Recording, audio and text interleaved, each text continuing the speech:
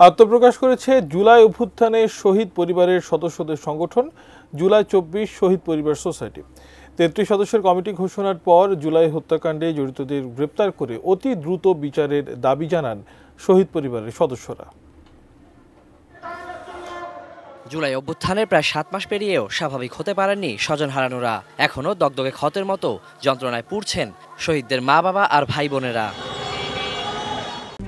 RICL TMX, যুগের পর যুগ স্থাপনা থাকে মজবুত। দ্রুত বিচারের দাবি জানিয়ে তারা অভিযোগ করেন, হত্যাকাণ্ডে জড়িত বেশিরভাগ পুলিশ এখনও গ্রেপ্তার হননি। যদি একটা হত্যায় ২টা মানুষ জড়িত থাকে তাহলে ২০০০ হত্যার জন্য ৪০০০ মানুষ গ্রেফতার হওয়ার কথা ছিল। হোক সেটা পুলিশ, হোক সেটা হেলমেট বাহিনী।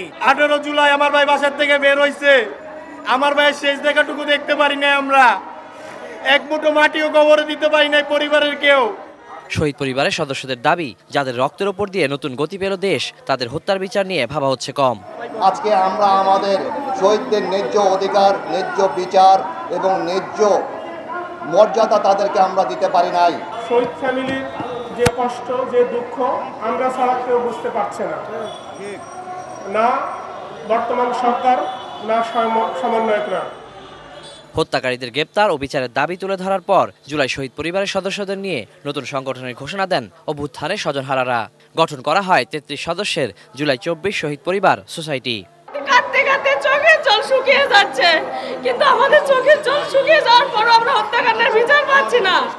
নির্বাচনের আগেই যেন জুলাই হত্যাকাণ্ডের বিচার করা হয়, সেই দাবিও তোলেন শহীদ পরিবারের সদস্যরা। Waliul Sakib, ATN news, Dhaka.